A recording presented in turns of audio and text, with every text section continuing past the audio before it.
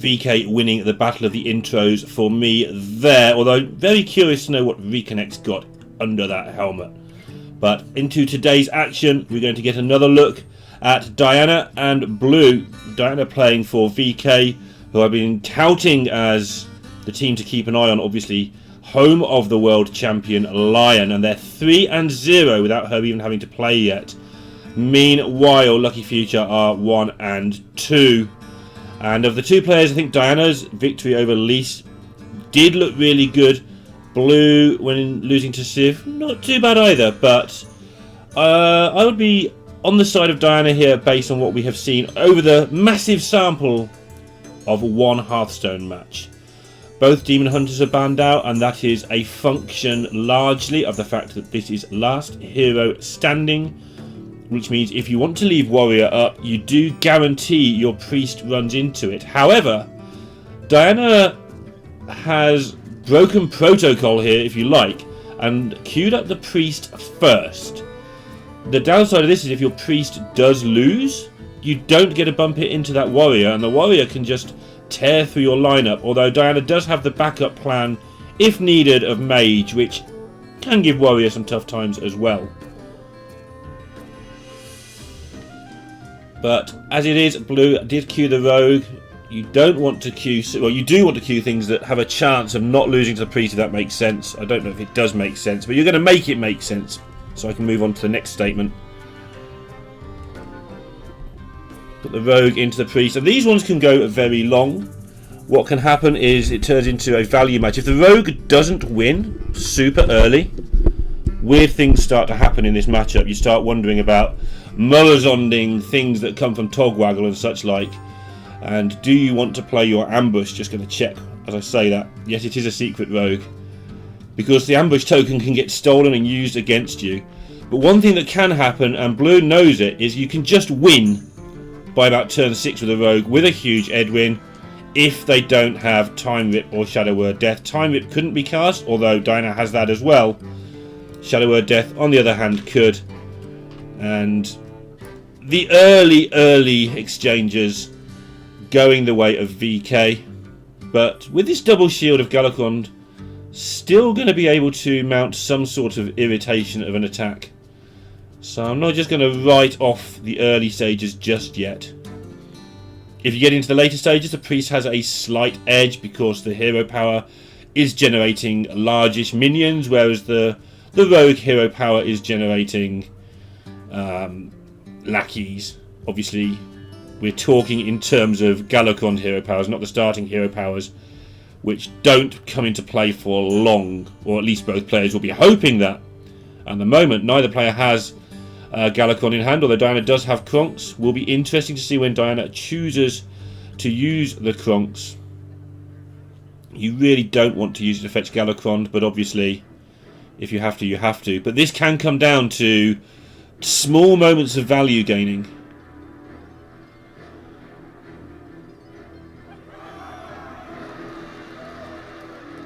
So a Shield of Galakond versus a Shield of Galakond here. Of course, lackeys later on are reasonably value. 2 of them, you can get a dragon or a useful spell. So the layers of generation get quite deep, and that's what leads to it being a close contest. Fate Weaver not active here. This is a big call. This is a card you really want to do its job. Again, one of the Priest's problems later on is emptying its hand. Apotheosis is so nice here, yeah. Emptying its hand is a big deal because that's how it gets its value. It is much better to get a card onto the board and then use your hero power to draw another one than not get a card at all, right? So you might not get the full use out of this card, but you get to have a card. So Fate Weaver, going back to where I started that little ramble, allows that to happen. You Fate Weaver a full hand and you can play your cards for a total of 9 mana cheaper if you get the exact timing right, which is unlikely. And that 9 mana sounds like a tempo equation, but actually it's the fact you can get 9 mana's worth of stuff out of your hand allows you to get 9 more mana's worth of stuff in your hand, which in turn equates to value. the never-ending debate over value versus tempo and where the lines meet and blur. But Bleau, not Blur, now at the stage of the game where he's not going to get the early kill, so having to work out how he's going to get the mid-game kill. Alex Strauss going to hit you with my 15 attack board looks like a good way. And with that in mind, he hesitates and has a think, but does decide to just get Galacronding.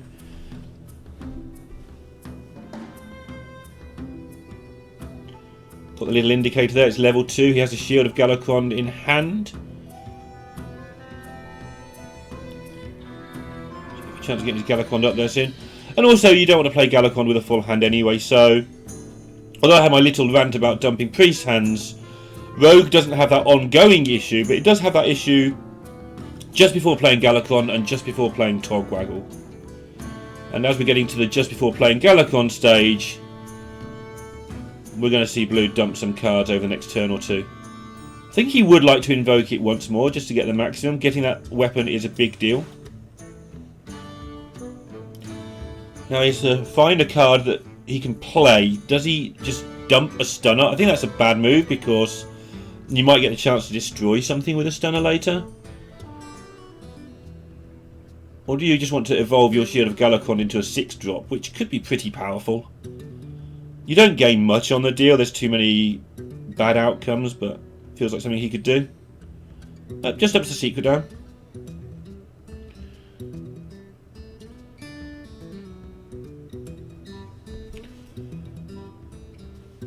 Throws it back to Diana. Both hands are full.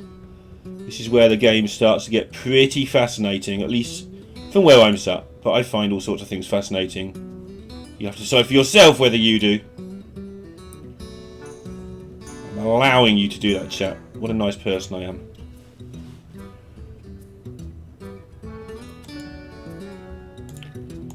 So, having to play that Fate Weaver down now, which isn't too bad, it's active obviously, so at least reducing some of these cards, some of which will be in hand a long time. That Soul Mirror could be around basically forever. Probably a slight hyperbole there, but it'll be around for a long time.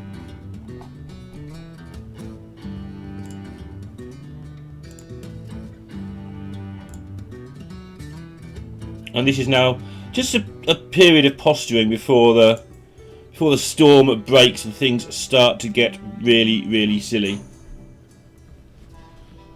It's quite an old list. This is quite an old match. It's not the fault of the players. This is an old list by the time you're watching it.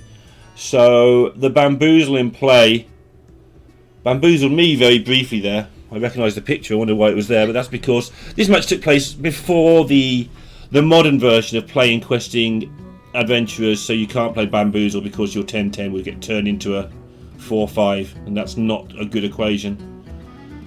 Blue setting up one-off lethal if you count the Alexstrasza. We do have to count the Alexstrasza. It's just literally a way of stopping the priest from healing. The priest is on 15 for the rest of the game until that Alexstrasza is played. So anytime a large board is left up, priest is in danger. Yes, it's not lethal, but even though Rogue doesn't have much reach, it can probably find 1 point somewhere. And this counts as a victory. Getting in theory, the one Soul Mirror out of the hand early is very handy.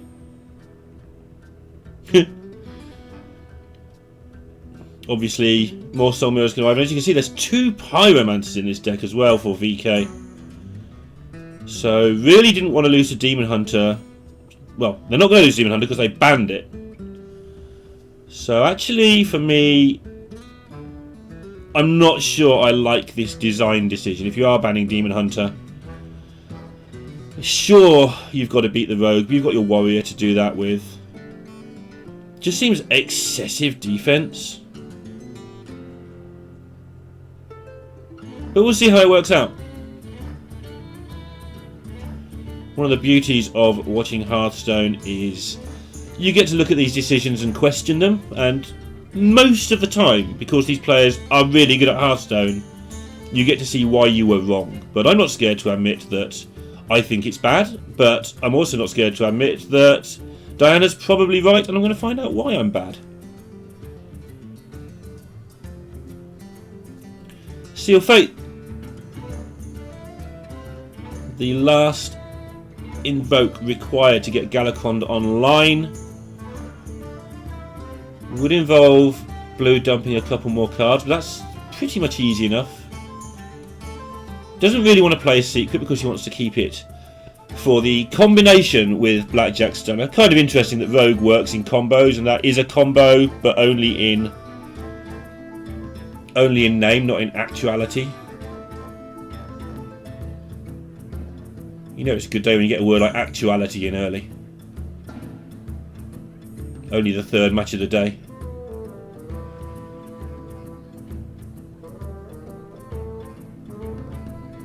And he thought for a while about that because it's a tempo play to slow the priest down, but actually I think I like it.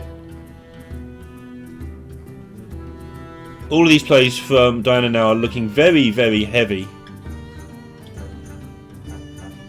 And if Blue can not use the Alexstrasza, yeah, that's a big bonus. He obviously wants to use the Alexstrasza. But hey, if you can get your opponent down to 15 without having to, so be it. That's 9 mana you don't need to use. Has now cleared the way in his hand for next turn. He can Seal Fate and Galacond in some circumstances, and get the weapon, and get all 4 cards. Next turn for Blue could be the one on which his match hinges, I think. It's looking a little bit sneezy or something. He's a little bit ill. He also seems to be playing from not the team headquarters.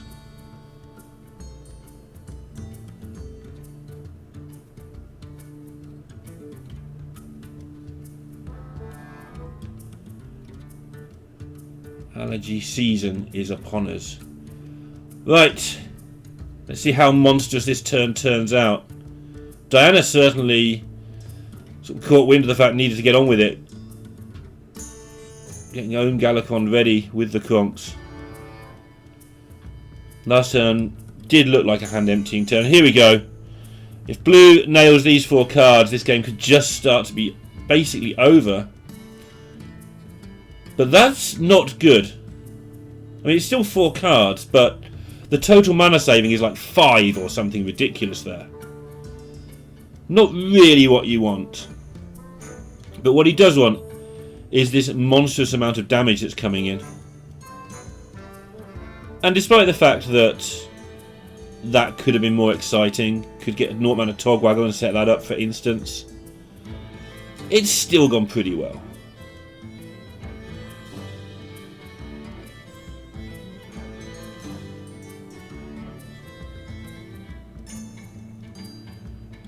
And Diana's only able to deal with one thing at a time, really.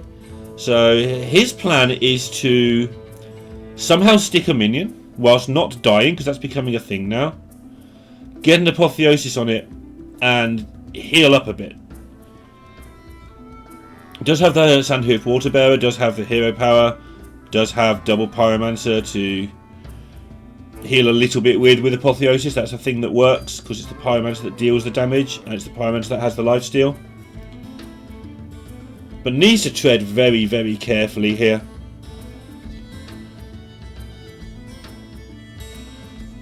And this, if he plays this Galacond, this is a brave move.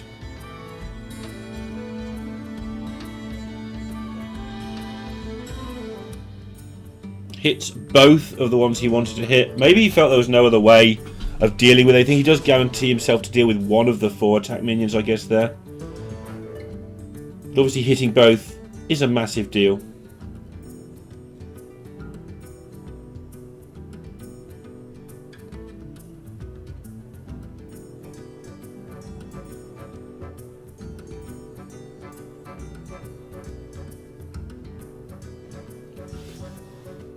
Start your turn off with seeing if you roll a Doomsayer. Probably a good idea.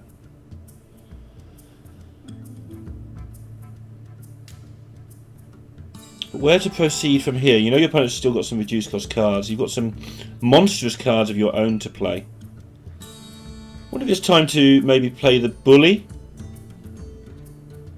Or just, you know, wedge out the 11-11 Alex and see if they've got it. Last turn looked like not a desperation move, but it didn't seem like the ideal move. You forced the Galacon down without being a maximum. So just testing whether Diana can even deal with this onslaught. Meanwhile, Diana's just going to, you know, togwaggle like you do at some point in the next turn or two.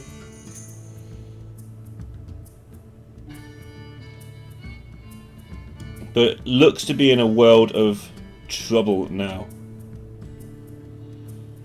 Yeah, doing the apotheosis thing I was talking about to get that huge health gain. Well, huge, it's 6, but it's quite good. And just getting rid of everything he can. The more he gets rid of, the more that taking one hit for 11 isn't so desperate, the more chances he has of being able to just deal with it next turn. What is this nonsensical stuff? Have I ever seen 3 Pyromancers in play? There's probably some horrible build somewhere of Resurrect Priest that for some reason has a Pyromancer in it that has done it, but I've never seen 3 Pyromancers in play. If you find a VOD of me seeing 3 Pyromancers in play, I'd love to see it. It's possible. Bleau still packing that chunky damage, and he knows now that this can't be dealt with, so I'd be all up for just putting down the biggest, baddest things you can get your hands on.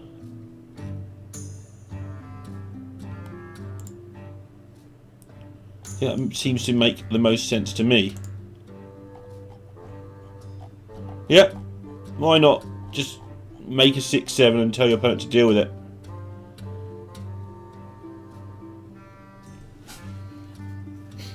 Wrapped Golem also an option. Oh, very good for him that he's seen the Soul Mirror go.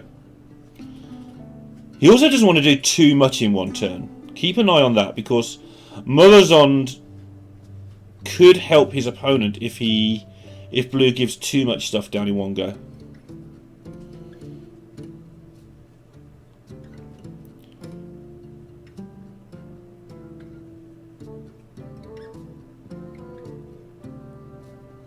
So we might not actually see Bleau play Togwaggle through the game. Be interesting to keep an eye on that. If the game goes much longer, because it's starting to look like he's just going to kill Diana, to me. Diana does have the next apotheosis, but has been struggling now for some time to just get the job done.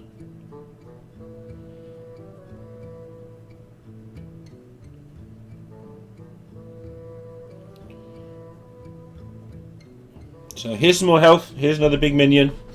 Here's another thing out of the way. Turns out that Priest getting 0 mana cards is something you see these days.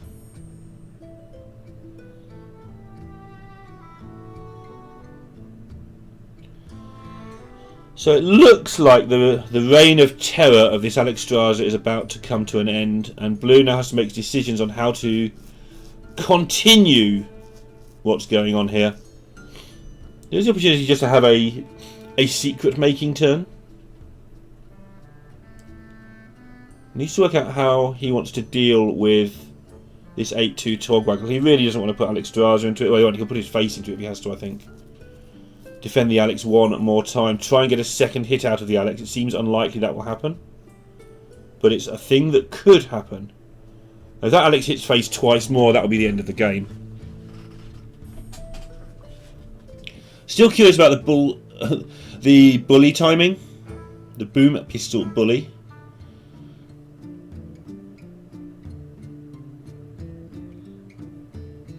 Obviously you don't know at this point now basically any of the cards in your opponent's hand. You know about the Sunwalker because that was from the mirror that you bounced back with the stunners. But the rest of it could just about be anything.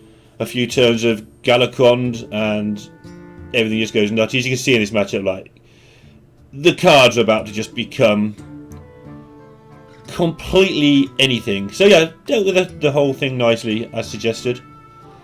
Get the Alex in, get rid of the Tog and see where you stand. And didn't go too crazy with the secrets, and I like to see that. It is very tempting to just keep playing secrets when you get Hanar down, but quite often you just spend 10 mana on a load of claptrap that doesn't really get used. So making enough just to make it a little bit irritating for your opponent, make him have to think without actually spending all of your mana just doing things that might end up only needing 1 or 2 secrets of proc. So Merzond is going to copy all that. Amusing that Merzonding tells you what the secrets are, but you didn't really want to Merzond first to find out because you don't really want an 8-1 Merzond. Wait. Okay. Wow. Having to do that to clear up the problem. It's such a shame, because we've got the chance to just Shadow Step Merzond and keep it in hand. That would be nice.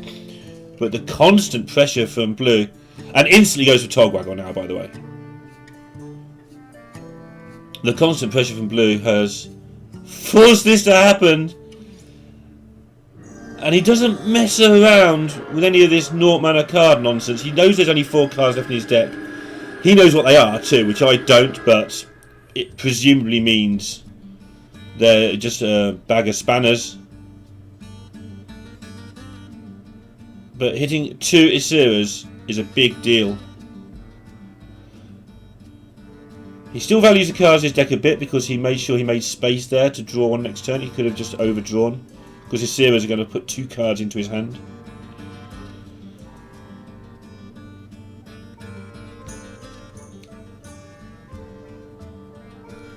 And this is giving Diana a headache. Diana doesn't have anything big to win the game with. Does have quite a lot of stuff to stall the game with, though, at least for now. But I believe that right-hand Isira card is Dream. In which case Sunwalker would lead to big disaster. Getting himself some more options by getting his lackeys first. All decent ordering from both players. We haven't seen any nonsense in that regard this game, I don't believe.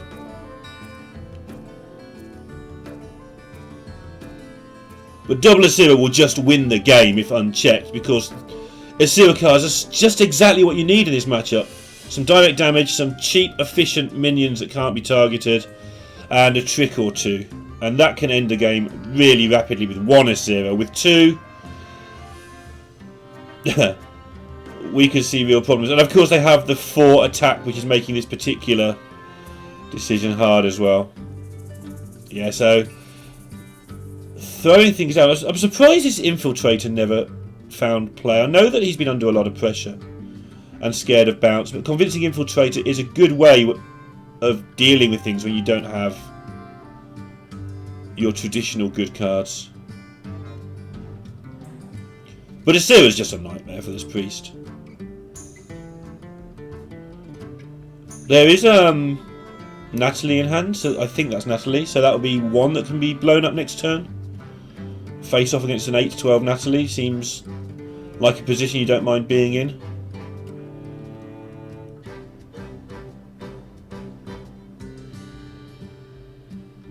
But this is just for Bleau, as far as I can see. It's just he's seen the Soul Mirror. What would another one do? Not a lot. Work out the best way to get as much damage on board as possible. You know that Diana's struggling. Yeah. The bully perfectly timed. I've wondered all game when that was going to come down.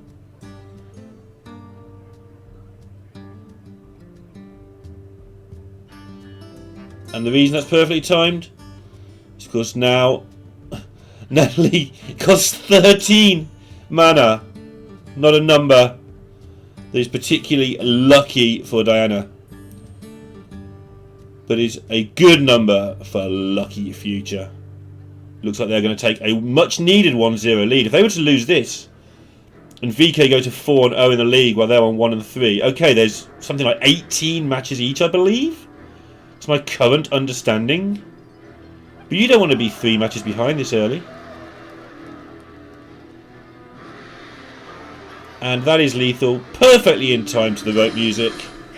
And a 1-0 lead for Bleau in a in-depth and intricate Rogue versus Priest match. or one that would normally be in-depth and intricate, but really, from start to finish, Blue just kept the pressure on, and Diana could not deal with it. Last hero standing, so we get to see that rogue in action again, this time against the Highlander mage. And that is a puzzle box and a dragon caster. So hold tight, everybody. This might be a quick one.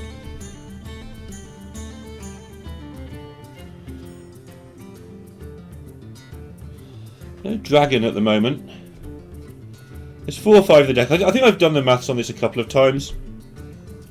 And you're something like, and this is in very, very round numbers, 80% to draw it by turn 5 or 6. The fact I said turn 5 or 6 in its own right shows how vague that number is, as that would change it by several percent. Pings his own face, disaster. No, actually, he's playing around Seal Fate. In general, not a thing I particularly like to see, but when you've got nothing else to do, you might as well.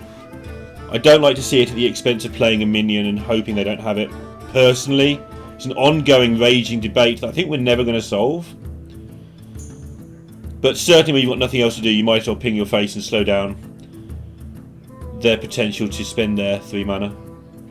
Especially as Rogue doesn't normally do what just happened here. The first 2 or 3 turns, very much doing very little unless you get the Pharaoh Cat.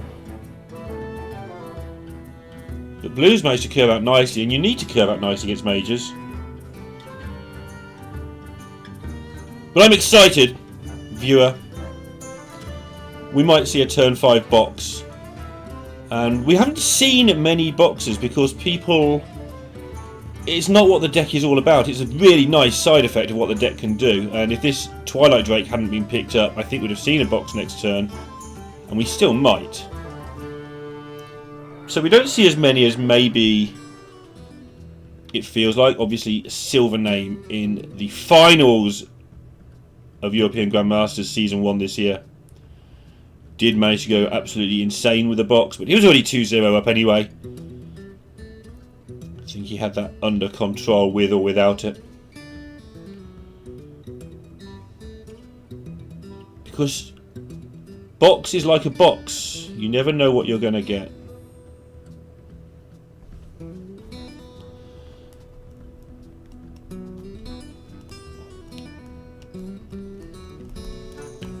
So he could just use the rolling fireball here. It would clean the enemy board out and leave him with a 4-9 and a 4-4. And remove the need to worry about this bamboozle.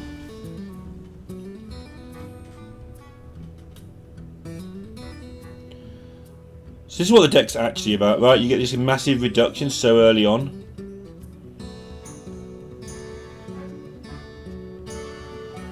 That actually this is just a far superior play. Such a wide board. Rogues don't like dealing with wide boards. The one defense they do have though is Flick Skyshiv. But even with such a nice turn as that, this is still starting to get out of control. Fireball played and clears everything up. Huh? Blizzard was another option there. It didn't do a whole lot, but it would have set up a good fireball for the turn after against pretty much anything.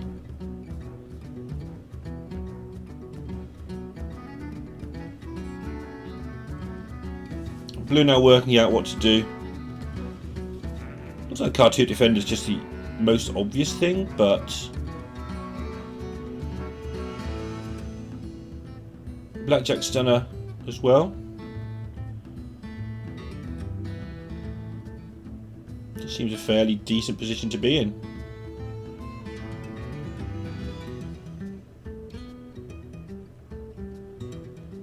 Like Blue's composure. In fact, I've enjoyed the composure of most of the players in this league.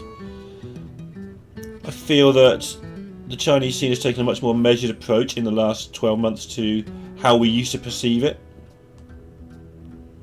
Certainly showing in the Masters Tours they can get it done with very few players actually in the fields.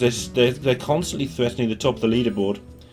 Most recently Stone, who used to be on the World Elite Youth team, having a good result in Masters Tour.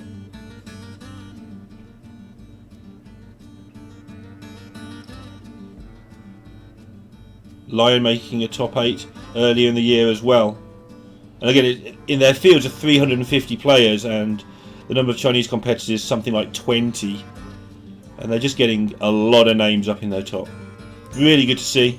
And it's great that we're going to be able to see a lot more of the players before we get to the World Championships this year as well. Quite often we're relying on one or two past performances, or performances from when the player wasn't so strong. So, nice to be able to familiarise ourselves with who we like and who we don't, because that's how all games and sports work, right? We always totally involuntarily think some people are better than others based on tiny samples, which leads us to cheer for them or not. One of the things I love about the Hearthstone scene, the number of players, the number of different personalities we have to choose from. But this game now entering a new phase. It's the all-in pretty much from Bleau. Diana held off last turn on playing Solarian, because this game probably doesn't go to a prime, so he wanted to get this really decent blizzard off.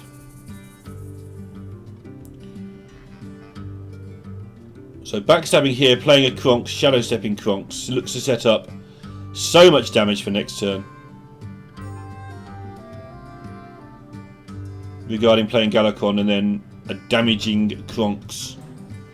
And you need to deal with Solarian because it's just a nightmare to have that spell damage lying around. Just hope the Prime doesn't come out. Does actually go for the Bully. We'll see. That sounded very sarcastic. I didn't quite mean it how that sounded. But I wanted to Kronks it up, get Galakon going. I guess it's only level 1 as I look on the right hand side there, so yeah, that makes a bit more sense now. Reno off the top.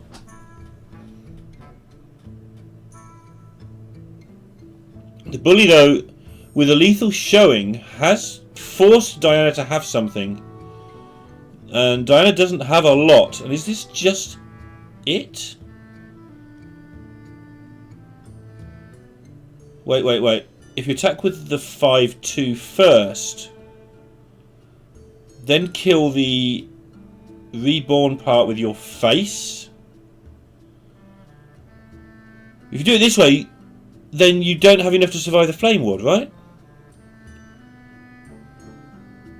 This way feels like it's one-off lethal. I might be wrong.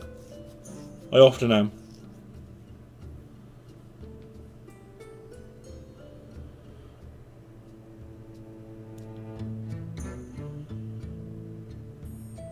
And of course I know what's there. I know it's a Flame Ward. There is the opportunity for it to be the Ice Barrier, in which case I don't know, actually. I just like it anyway.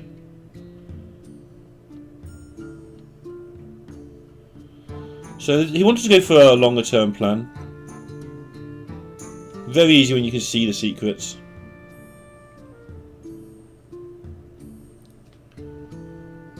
But I wouldn't have had a Togwaggle in my hand that's about to do a whole lot of carding.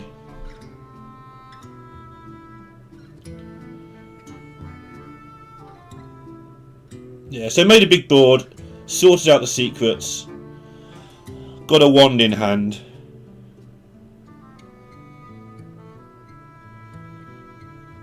See how that works out.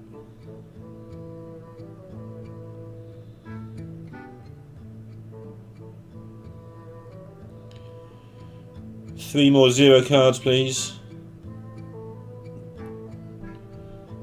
Oh, I guess to set up a decent Galakon at least now. These aren't really the cards he was looking for. So just go super wide and accumulate damage in hand for next turn. Seems to be the move. Okay, well that's a good way of accumulating damage. Just keep getting those kobolds. Now he plays the Kronks, but now he's not in a position to Shadow Step it. But because he played the Togwaggle Shadow Step plan, he of course does have this amazing board now. Right, you know, choosing to just innovate randomly is box time. Enjoy the show, everybody. Cheer for your favourites. Well, that's the board sorted. Still got 8 spells to go. Here's some things. No, the board's really sorted. No. It's you can stop.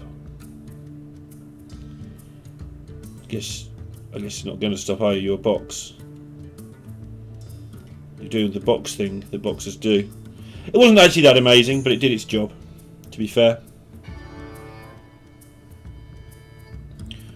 A reasonable box. Sort of what you'd expect from a 10 mana card, that. Wipe out your opponent's board and give yourself a card and a bit of a smelly board yourself. Yes. Pretty decent.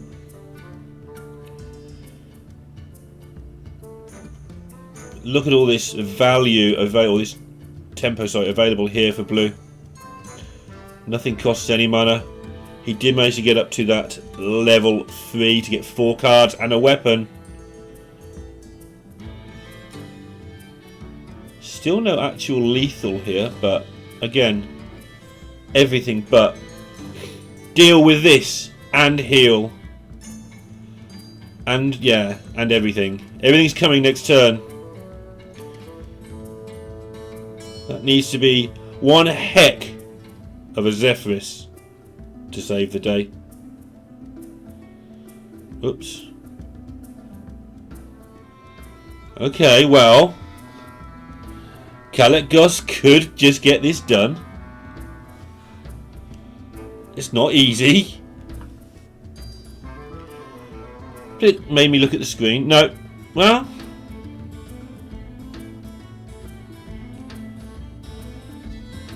I can't see it. There's double Kobold Lackey and Eviscerate in hand. Yeah. Diana gives it up.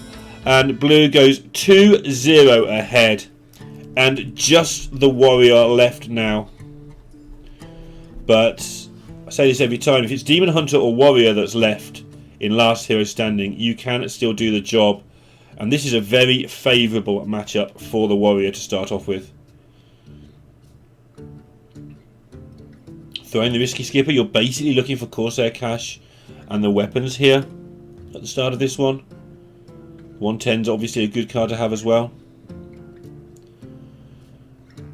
And this hand just looks nice.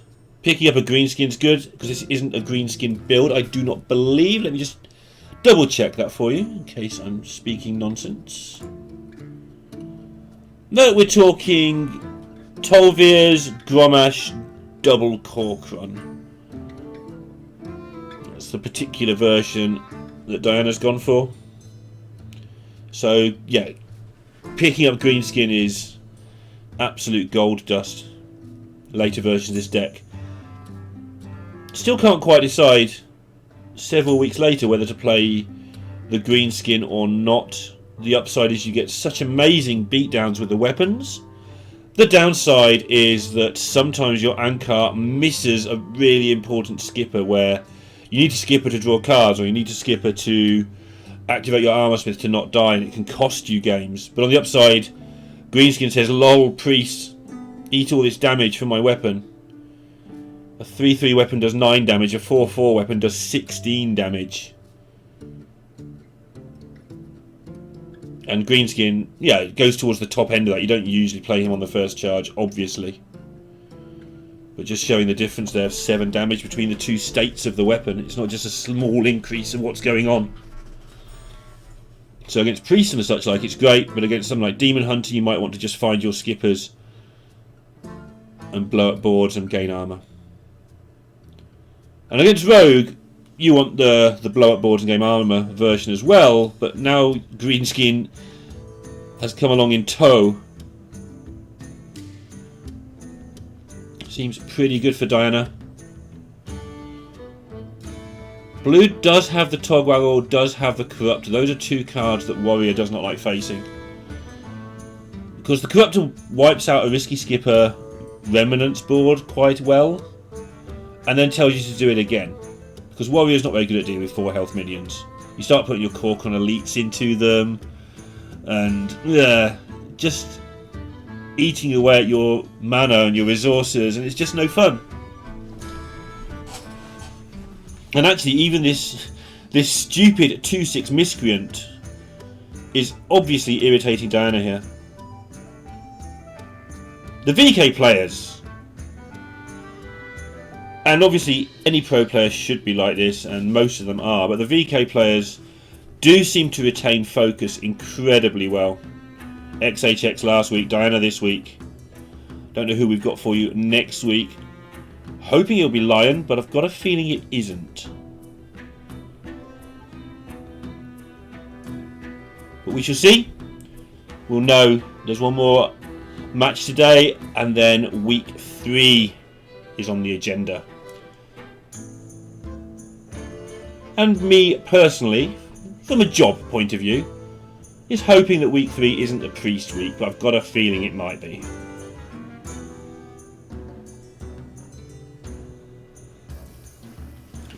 Well, Blue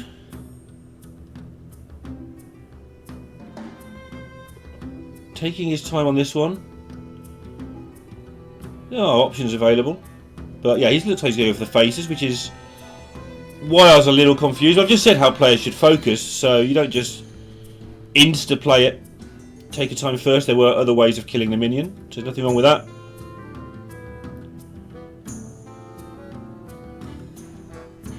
And in some situations you could say that Diana's struggling a little bit here to retain the board, but there's skippers and battle rages and things going on here.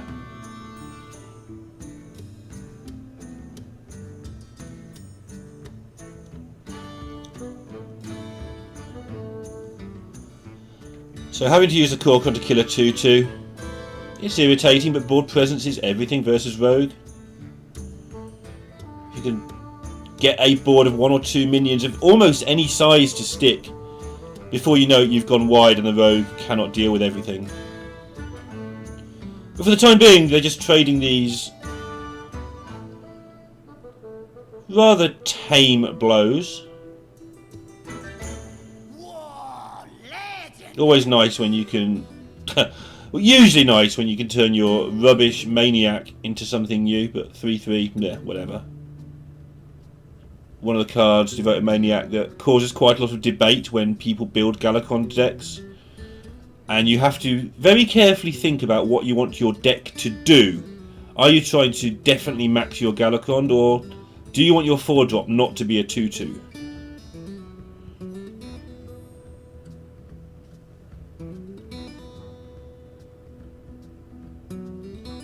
Okay, he was just checking there that playing Togwaggle with the Dragon Lackey was going to be okay. Decided it was. Actually decided it wasn't.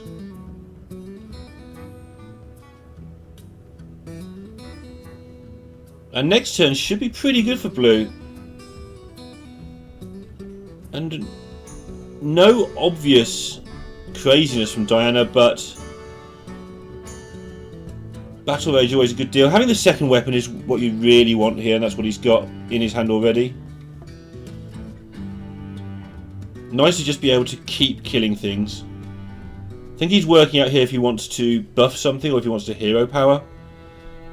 You can afford to go pretty low against Rogue, but you can't afford to go crazy though. 16's fine. But they do have a few tricks like Eviscerate and the occasional Kobold Lackey or Discovered spell. Like Deadly Poison or some nonsense, or Cold Blood.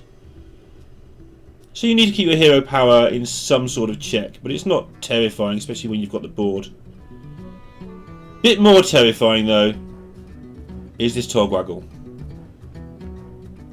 This is the cue for Diana to get a move on, or he's going to lose this 3-0.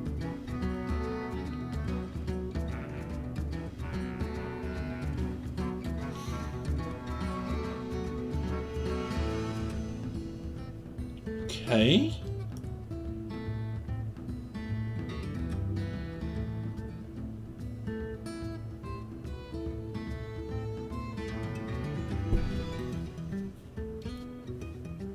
Removing an injured enemy minion just to reduce costs on boots and stuff makes sense. Wasn't what I expected to see, but it all works out the same in the end anyway. Warrior's not hitting you in the face, forced to trade into you. And Diana, all those cards he has drawn is just helping him here. Do you want to play the brute and injure all your things one more time? I think you do. But I'm at peace with this either way, whatever he decides. Can draw more cards, can equip another weapon. All of these things are such good options. Whoops. Okay. From nowhere now, Diana's set up a potential game-winning board. Kind of forcing Blue into getting 0 mana cards. He was going to do that anyway, but now these need to be good. Not that good. Pretty good. No.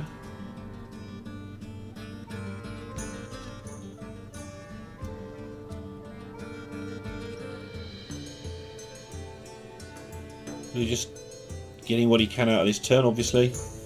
Gets the level 3 Galacon, so he should survive till next turn. It's not a given with the hand we can see from Diana. But Blue is going to get a chance to draw 4 more 0 cost cards next turn with Galacron.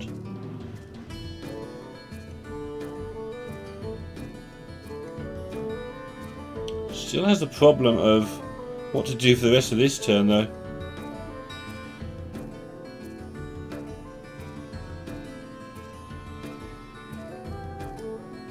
Pretty calm with this rope. It's easier to rope when you've planned out what you want to do, and I think he planned out what he wanted to do.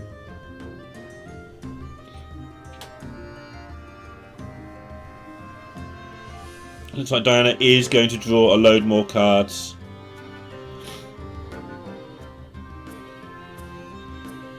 Plays the challenger, injures it. In Battle Rage and see where he's at, I think. We'll leave him with 3 mana as well, so he will be able to equip a weapon and kill something else if needed.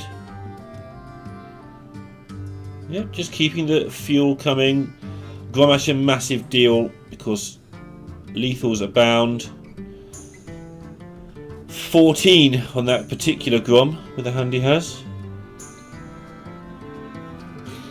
Played the Mercenary, which definitely got a lot of damage in there.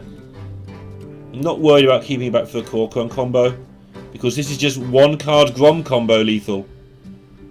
Try saying that quickly, because I didn't. Yeah, Blue down to bits and pieces now. Making space for the extra card. Any of these going to save the game? Oh my goodness, what an... yeah, Blue's quite entitled to pull whatever facial expression that is. 3 secrets that do nothing and a cat when you haven't got any mana. I think is as bad a 4 card haul as you can get. Because now he's just lost. He's having a look to make sure there's no trickery he can pull, or maybe, like if you're Hunter or something, maybe you can play a couple of secrets and hope your opponent falls for it.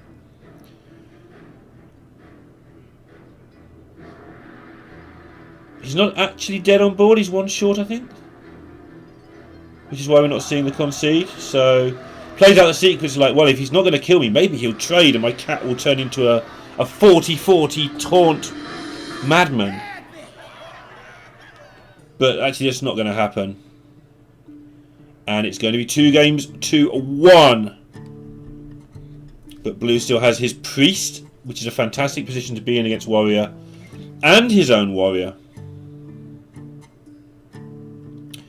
Looking to put LF on the board for only their 2nd win.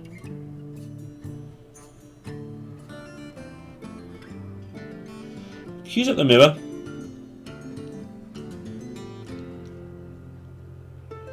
And as you can see, the differences here basically is that Blue is playing the egg package with Teron, and Diana is playing the Tolvia package. And this is important because it means that Diana is slightly more likely to just go turn 2 Tolvia, turn 3 Rampage, hit you really hard and win the game.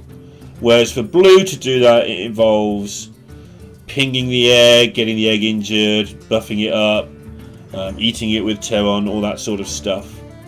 And so the early game is where Diana's at, and then later on it's slightly better for the eggs because an egg that comes back at least once as a 3-4, and maybe even again because Teron's a thing, is much better than just a 2-3 injured Tolvia.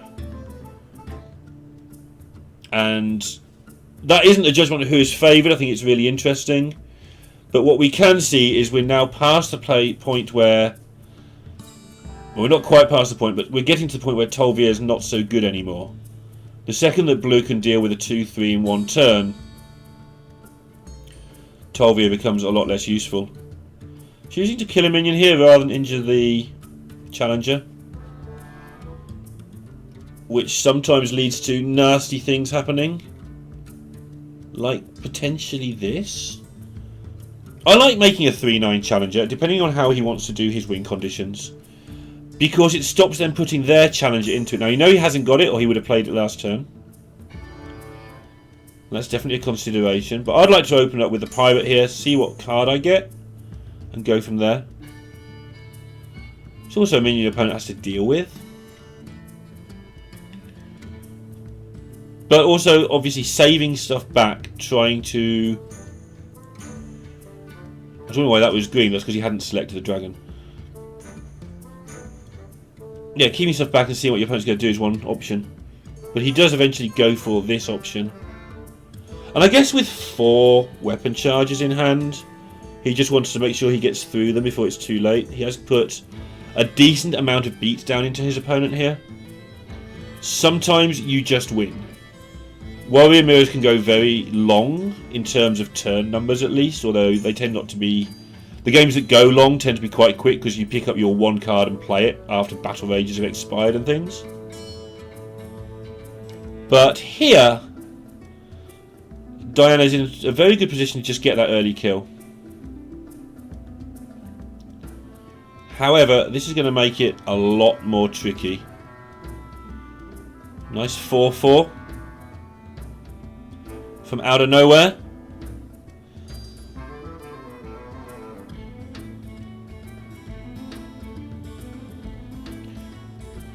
So it looks like he's going to try and deal with this turn. Let's see why you wouldn't. So could deal with it with a Cork on Elite and then shoot it with a Kobold. Now he's picked it up.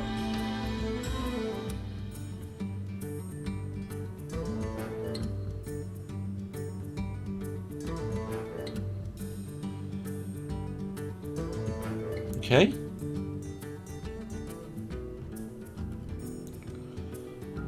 That felt like that turn. I mean, it was hard because the millhouse. But looking at the start, the turn, and looking at how he ended up, didn't feel like that was optimal.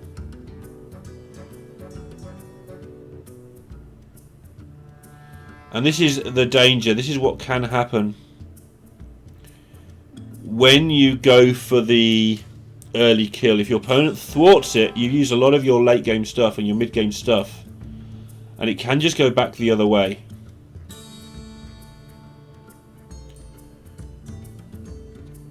Not able to... Oh, he is able to play Skipper and Burglar, I think. No, he'll only have 5 injured minions, so yeah. He's on the same maths as me looking at that.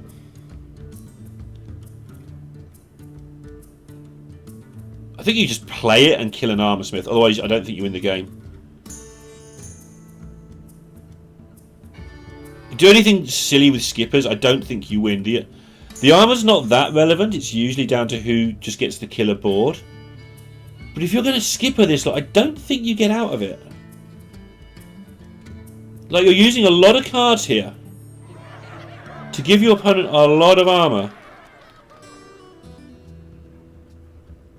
I mean, it does clear the board, but Brute, just kill an armor smith with none of this skipper nonsense, would have topped out your opponent's armor at, I don't know, 5, maybe 10, but not 19. Although they are cards that generate cards, to be fair. And now Blue's in a position where he's going to be able to just draw himself a new hand.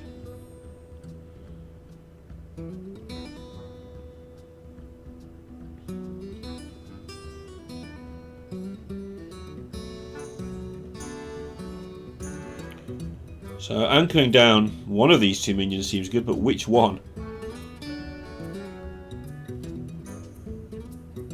Because now damage is no longer relevant to this game. Not on a big scale. Oh no! Well, I wanted to see a puzzle box today. I didn't want to see it like this.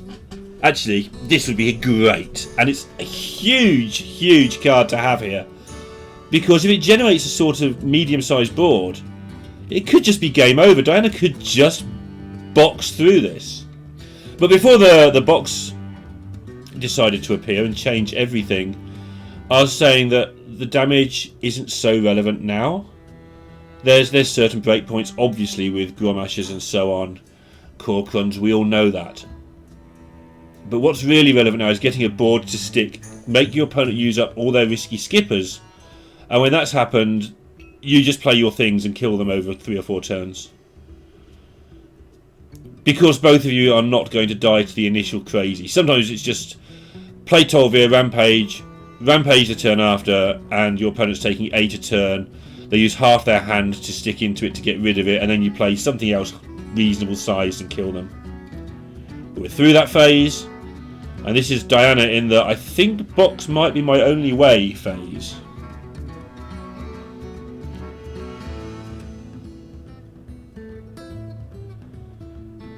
So it wants to make a big board, so it does. His 5/6 dragon gets nuked, but that's why it's still a decent card. Still get a 3/4 out of it. But it's all eyes on the box. What's going to happen? Because I guess he might pick Gromasher, but I can't see what he will draw next turn to stop the box happening on turn 10.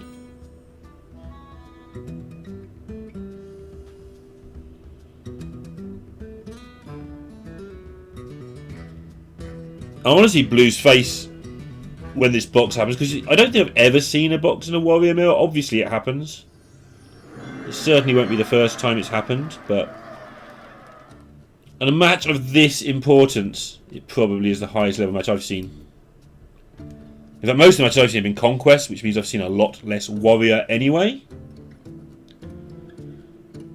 So his dilemma here is he knows he's playing box next turn, so what to do about that? Well, remove an injured minion seems the best way.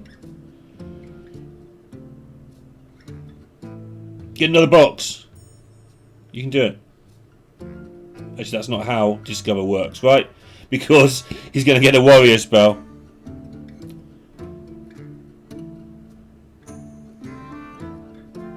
Nothing of particular interest.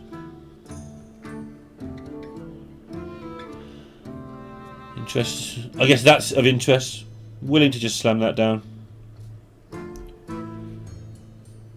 But talking of slamming down, next turn, if he doesn't play box, I'll be not only disappointed but also amazed. Because after this opening, which hasn't gone well for him, he needs a miracle to get... Yeah, look at this, he's ready. He is ready. And you want to box early, so you've got the time after the animations to do anything that might exist. Bleau actually not too surprised. You're expecting me to call out all of the names of every single one of these cards? You are wrong. That's not happening. I think I'd have got it all right so far, but I know that... Ouch! Oh, nothing's going well here. That's good, though. That card was Hex. I've heard of that one. but not the crazy box he was hoping for. It's done enough to keep him alive, but it's not really influenced the game that much. Getting rid of the twin tyrant might just give him a chance. But looking at Blue's hand, the lethal is starting to accumulate there. There's 8 damage in hand as we look at it. Actually 9, if you count the lackey. And a battle rage available. This could be lethal, but it probably won't be this turn. It's really close now.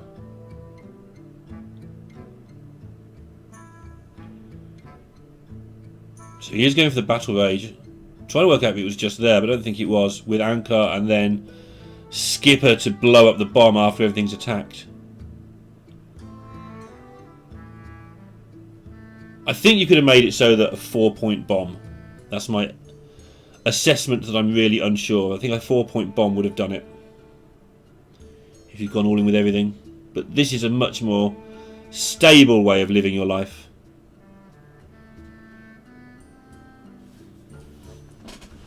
Some more bombs.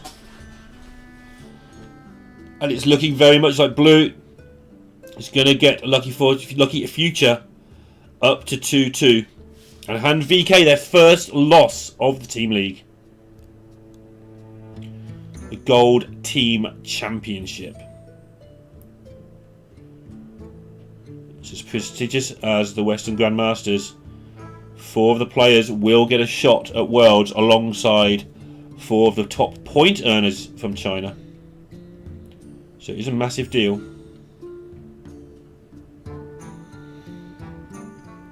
And Diana has found some resistance here. But in that Terron is what? A bomb, a Cork on Elite. I think there's a lackey hiding in there too. So I'd like to see him put a bomb into one of the 7/7s and see where he's at.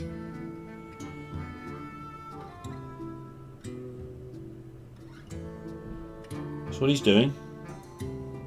That's horrendous for him. And Diana's looking to take this to 2 apiece in some ways, but down to 7 seems too low. But I was talking about those re-swings. He might get in position where he can just get a 2 or 3 turn lethal here.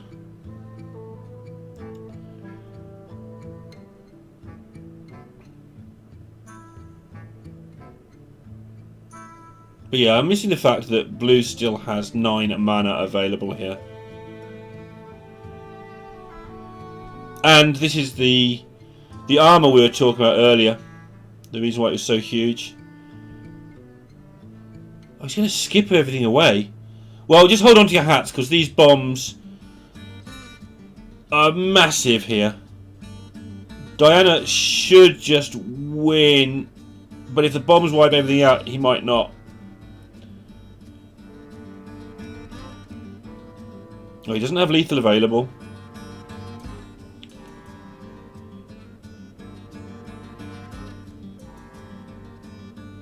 Did I say Diana should just win? I meant Blue if I did say that. Diana not having much of a board here. I think you start off with the Faceless and see what happens. Yeah, get your own lackey. That's also fine. Need some sort of taunt. That's not taunt. Not technically dead. Which is the best sort of not dead.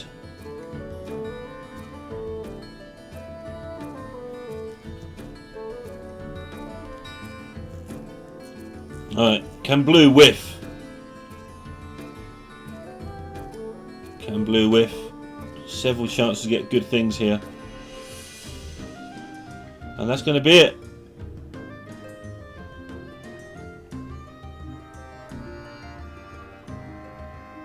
Just had that caster moment there where I thought maybe it can't target face. But it can. And Blue takes it down. BK suffer their first loss. And that puts Lucky Future up to 2-2.